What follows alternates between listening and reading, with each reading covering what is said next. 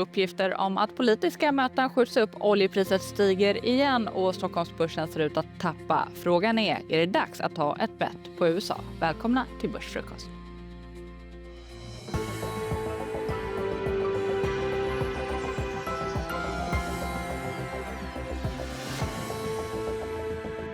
Det är tisdag den 17 mars och vi säger varmt välkommen till Carl-Henrik Söderberg, sparekonom på Nordnet. Tack så mycket. Väldigt kul att ha dig här. Kul också att se att Wall Street stängde starkt igår. Samtidigt så får vi ju uppgifter nu om att Donald Trump vill skjuta på sitt möte med Kinas ledare Xi Jinping. Oljepriset stiger igen. Marknaden fortsätter att bara kunna fokusera på en sak i taget. Ja, men lite så känns det väl. Att det är verkligen jättemycket fokus på oljepriset just nu och hur länge det ska hålla i sig på de här höga nivåerna och vad följdeffekterna blir. Så att ja, det är fortsatt mycket fokus på det.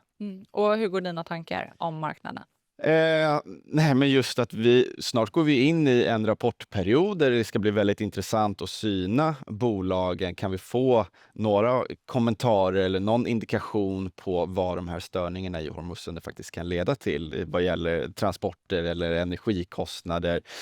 Så att det ska bli väldigt spännande när det kommer. Vi har en tung centralbanksvecka också. Både Fed, ECB och Riksbanken kommer bland annat. Samtliga väntas ju vila på hanen, men det ska väl samma sak där. Det ska bli intressant att se vad de tänker och tycker och om vi kan utläsa någonting från räntekurvor etc.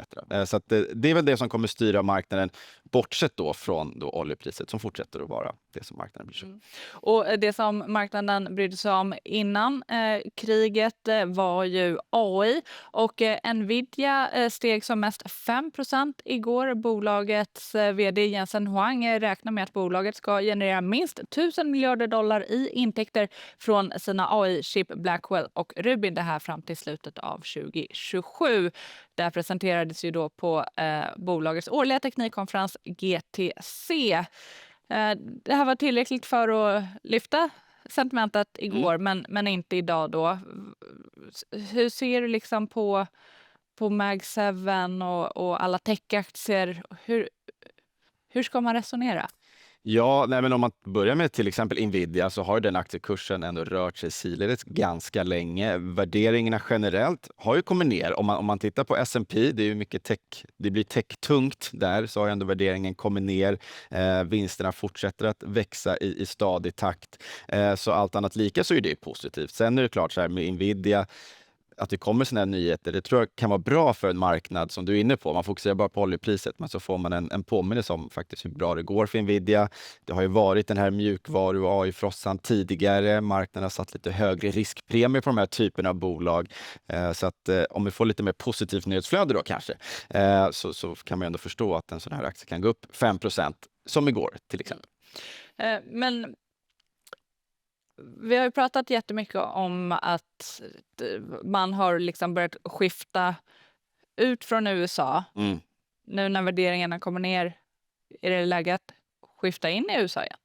Ja, alltså det ska man komma ihåg att värderingsmässigt så Europa då, dit mycket flöden har sökt sig, egentligen sedan Trump blev vald president skulle jag säga, så har man sett flöden mot europeiska försvarsaktier kanske, och så alla de här massiva stimulanspaketen som ska nu sjösättas i Europa och i Tyskland framförallt. Det har ju varit ett starkt narrativ för investerare som då har sökt sig dit. Euron har stärkts, seken har stärkts mycket, dollarn har försvagats. Men det är frågan om det här ska reverseras då. Vi har redan sett dollarn som har stärkts nu när Mellanösternkonflikten blossade upp lite grann som en safe haven. Och sen tror jag också att det finns egenskaper i den amerikanska ekonomin som kanske lockar lite. Det finns en tydlig strukturell investeringstrend där. Man är ju så sagt lågt energiberoende från utlandet. Det är många som pekar på det just nu. Europa är väldigt känsliga där. Och nu pratar man om ECB, ska de behöva höja räntan? Det kanske vi inte hade riktigt tänkt för några veckor sedan. Vi har ju en cyklisk motståndskraft tror jag i Europa som inte är lika stark som den är i USA. Och det här kan ju bli lite intressant att följa framöver. Och återigen då, om fokus då skiftar bort lite grann från det som händer i Mellanöstern. Ja, kommer dollarn då försvagas? Ja, kanske.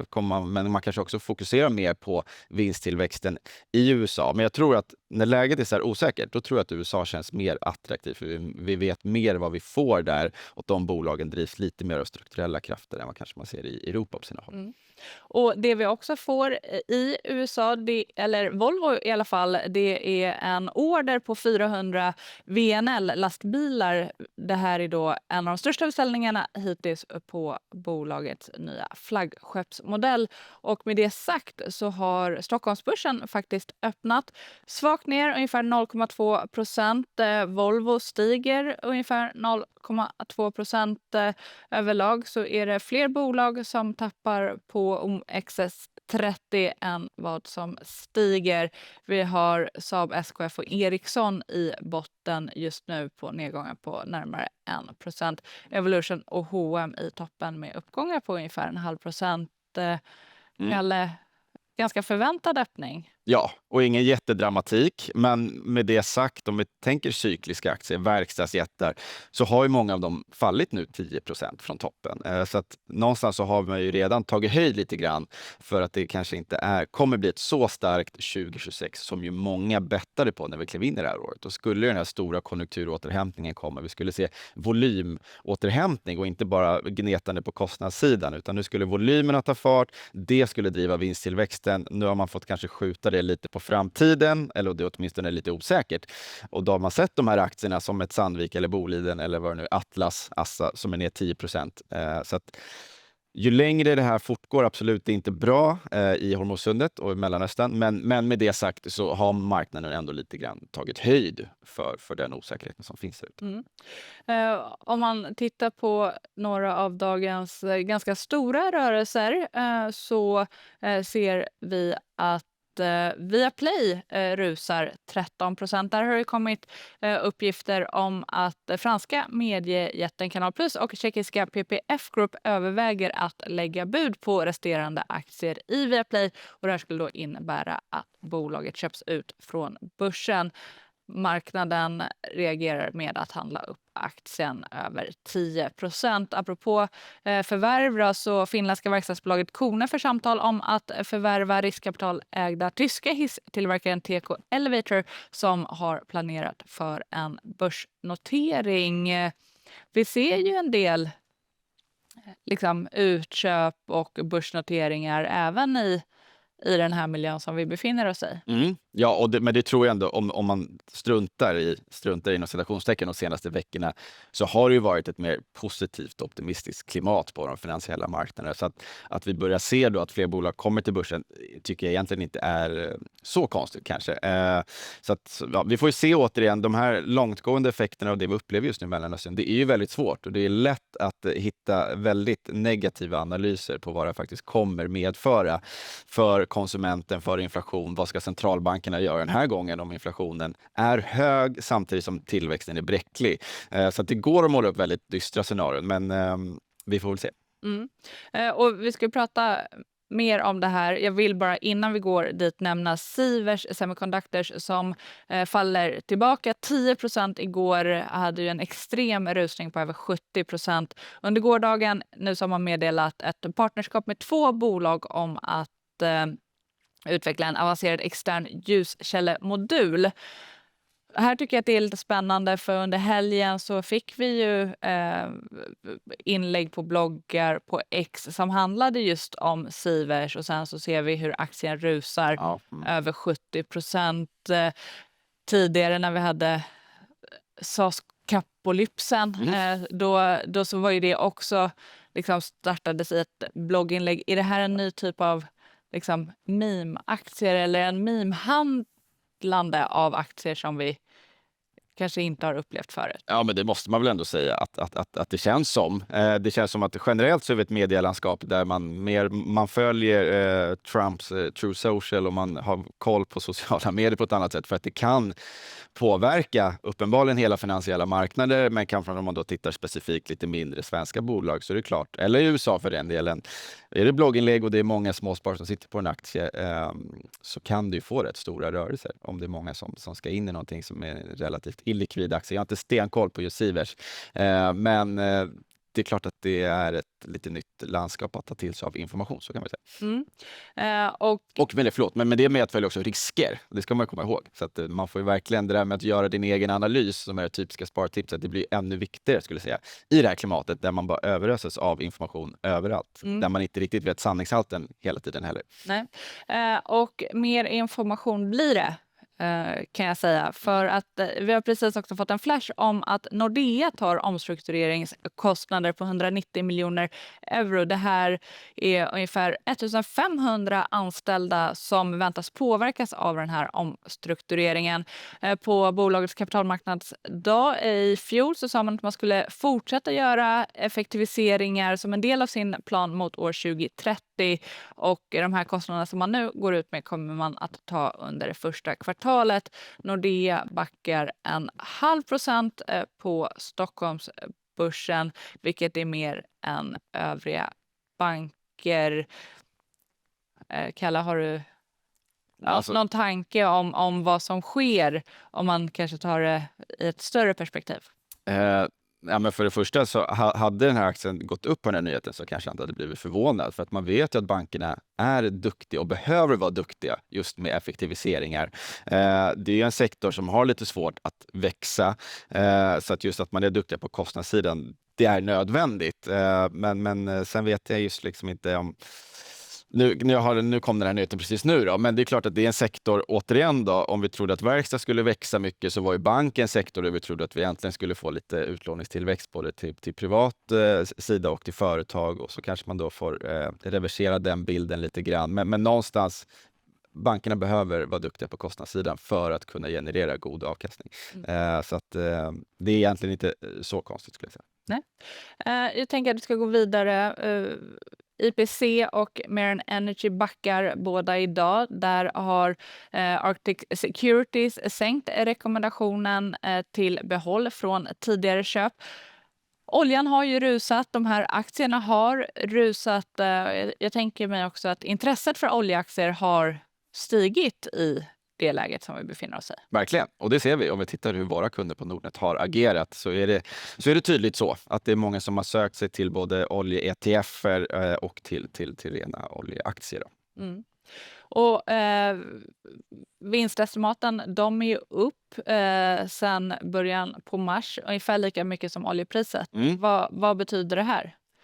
Ja, men jag tycker bara att det är intressant att se då hur mycket ska vinsten öka de här bolagen. För man brukar säga att det finns en tydlig operationell hävstång. Alltså de har så stor andel fasta kostnader så att när oljepriset tickar upp, då får det en rätt stor effekt på nedersta raden i resultaträkningen. Så frågan är lite grann, borde vinstestimaten justeras upp mer? Ja, men kanske inte om man då tittar på terminsmarknaden, det blir lite nördigt. Men när man ska prissätta olja så kan man göra det på spotmarknaden det här och nu. Eller så finns ju då terminsmarknaden där man egentligen gör en överenskommelse om vad man ska betala för oljan längre fram i tiden. Och där är det ju, och det kan ju bli ett sätt då att titta vad man tror om oljepriset om ett halvår framåt till exempel. Och då är ju oljepriserna kring $70 fatet, 73, 75. Så att jag tror någonstans att analytiker, även om vi ser då här Equinor som ett exempel på hur vinstestimaten har kommit upp väldigt snabbt. De är väl upp 30% som du sa där, och oljan är upp ungefär 30% under samma period. Sen då 2 mars tror jag att det är. Så att helt enkelt, kommer de här vinstestimaten fortsätta att justera sig upp eller har man liksom redan tagit höjd för det här? Och att som sagt att de fick en sänkt rekommendation indikerar väl någonstans den här aktien är upp, eller de här aktierna, IPC då i det här fallet är väl upp 50% på några månader. Det har gått snabbt. Skulle vi få en lösning av Hormuzsundet och oljepriset ska ner igen i snabb takt, ja, men då är de här aktierna inte lika attraktiva längre. Även om de tjänar väldigt bra med pengar nu, som ett Equinor till exempel, som också har raffinaderier, med flygbränsle, väldigt höglönsamt just nu, tjänar mycket pengar. Men det här är ju oljebolagen då, där vi har sett en stort ökat intresse bara de senaste veckorna. Samtidigt, intresset för både råvaror och energi har väl gått upp sedan årsskiftet. Ja, alltså verkligen. Och det tänker jag är innan konflikten. Ja, nej, men det är supertydligt tycker jag. Alltså egentligen senaste året, just om man tittar på olika ETFer och olika så här, tematiska investeringar, så är det ju så att råvarurelaterat, eller egentligen energirelaterat kan man säga, tillsammans då, där har vi den, snyggt, med råvaror. Så vi har guld, vi har uran, litium, solenergi, vindkraft. Alla de här har ju gått väldigt starkt senaste året, och det känns ju som att det är det här enorma energibehovet när det kommer till AI-satsningar och utbyggnad av datacenter. Där behöver man mycket energi, mycket tillförlitlig energi. Därav förklaringen till uran skulle jag gissa i mångt och mycket. Men samma sak solenergi, vindkraft.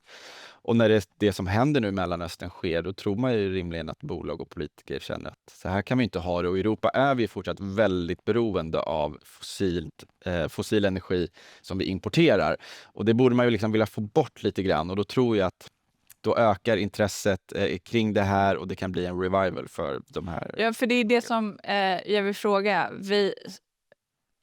Grön el var ju superhett. Det var ju liksom de bäst presterade fonderna. Ja. Aktierna bara rusade och kraschade Får man säga. sen. Så hur ska man se på den här då ändå ganska snabba uppgången som vi ser nu? Nej, men det är en jätterelevant fråga, för det är klart att nu tittar vi bakåtblickande och konstaterar hur bra det har gått senaste tiden. Den här grafen blir en väldigt, dels kan jag tycka en nyttig påminnelse om hur det såg ut 2020-2021 vad gäller risktagande. Med, som sagt, det var nollräntor, det var massiva stimulanser, det var tro på den här gröna, vad ska man säga, revolutionen, framförallt på börsen då. Men den blev ju inte av, och mycket handlar om att många bolag var olönsamma, och det var mycket intäkter och vinster väldigt långt fram i tiden. Och sen så blev det ett brutalt uppvaknande då, och sen så har ju marknaden lite grann inte brytt sig lika mycket kanske om just miljöaspekter och sådär. Men just nu så är det förnybar energi, det handlar egentligen inte så mycket om miljö, utan det handlar just om att trygga säkerheten kring, alltså energi som nationell säkerhet kan man väl säga. Och sen tror jag också när oljepriser stiger, men då blir kalkylerna för att göra investeringar inom förnybar energi lite mer attraktiva, och så har ju då AI-trenden på det. Så att det finns fler incitament än vad det gjort tidigare att just investera åt det hållbara hållet. Så jag tror snarare det är det som driver det än någon typ av miljösamvete. Tyvärr kan jag säga. Men, ja. Mycket spännande. Vi har touchat på det ett par gånger under sändning, men vi får ju faktiskt räntebesked här i veckan. Förväntat är ju att räntan kommer att lämnas oförändrad. Samtidigt så har vi sett ett högt oljepris nu i 3 veckor snart. Vad blir nästa steg? Ja, som jag också sa då i början på sändningen, så marknadens förväntan är att alla 3 som är här på grafen ska ligga still. Men jag menar, det finns ju många variabler att ta hänsyn till. Bara sen Riksbanken kom med sitt senaste räntebesked, i svenska kronan har försvagats med 7%. Jag såg dock igår att dollarn försvagades, så det kanske är, vad vet jag, 6,5%. Men det gör ju ändå att det kan ju liksom skapa viss, inte nervositet kanske hos Riksbanken, men det är någonting man vill hålla koll på. Och så att liksom, ska vi börja importera lite inflation igen, ska vi se högre energipriser med allt vad det innebär. Jag såg att man höjde bensin- och dieselpriser igår, tror jag också. Så att det börjar ju liksom sippra igenom det ekonomiska systemet om när de här oljepriserna och gaspriserna ska vara på de här höga nivåerna. Och som sagt, då hamnar ju centralbankerna eventuellt i en jobbig sits. Och det är därför vissa viskar om stagflation. Ska vi se då en tillväxt som vi skulle ta fart, och ska inte de få hjälp av centralbanker som kan agera åtminstone inte åtstramande, utan då måste de agera åtstramande för att inflationen blir så hög. Och det kan ju bli en lite jobbig kombo. Men just nu så är det ingen dramatik. Det är lite så här wait and see. Och marknaden förväntar sig som sagt ingen dramatik här och nu. Men vi kommer läsa in allt de säger, både Fed, ECB och Riksbanken väldigt noga just nu, tror jag. För riktningen framåt. För det var ju snarare prat om att Riksbanken skulle sänka räntan en gång till. För att egentligen så är den underliggande inflationen i Sverige, den är ju väldigt låg. Men nu har det som har hänt i Hormuzsundet och Mellanöstern ritat om spelplanen. För jag tänker att man också vill göra det för att få igång konsumtionen. Vi fick ju starka konsumentrapporter förra veckan, Rusta och Clas Ohlson. Samtidigt så är sparkvoterna fortsatt ganska höga. Ja, exakt. I de europeiska hushållen. Ja, och det är ju ett problem. För att konsumtion är en väldigt viktig tillväxtdrivare, och då vill man se, precis som grafen visar, då vill man ju se att de här sparkvoterna ska neråt. Och nu biter de sig kvar på ändå relativt höga nivåer och vi ser lite samma tendenser i Sverige, även om vi fick positiv konsumentdata generellt då för svenska hushåll förra veckan, men det var ju januari-statistik. Så att det har hänt väldigt mycket sedan dess. Så att återigen, vi vill ju se i ett Sverige där vi absolut ser en piggare konjunktur, så det känns ju, precis som i Europa, återhämtningen ganska bräcklig. Arbetsmarknaden inte superstark, konsumenten lite så här osäker kanske till och från, och det som händer nu blir inte bättre, för vi minns 2022, vi minns vad som hände med energipriser. Även om inte det kommer hända nu, tror inte jag, så tror jag ändå att det här kan sätta lite käppar i hjulet för konsumenten. Och man tänker också, som du är inne på, Rusta och Clas Ohlson, känns som att de kommer fortsätta ha det ganska bra vad gäller efterfrågesidan i alla fall. Och så tänker man då sällanköpsvaror, Husqvarna, Dometic, Elux, alla där man väntar att det ska ta fart, behöver vi vänta ännu längre. Det är väl frågan. Det är frågan. Det som vi bara vill summera nu är att Stockholmsbörsen har surnat till ytterligare lite medan vi har pratat ner närmare 0,5%. Noterar att det är cykliskt i botten och defensivt i toppen. Evolution, EQT, Telia stiger lite grann. Nordea ska ju alltså kapa personalkostnader och kan göra sig av med uppemot 1500 anställda kommande åren som en del av bolagets effektiviseringsprogram, och ser att Nordea backar lite mer ner 0,6%. Stort tack Carl-Henrik Söderberg för att du har gästat denna morgon. Tack själv för att vi kom. Det har varit väldigt intressant och lärorikt, och det kommer att fortsätta vara om ni fortsätter följa oss på e5.se eller i appen för att hela tiden ta del av nyhetsflödet. 11:15 också, då är det börslunch precis som vanligt. Hoppas att ni är med oss då också. Trevligt.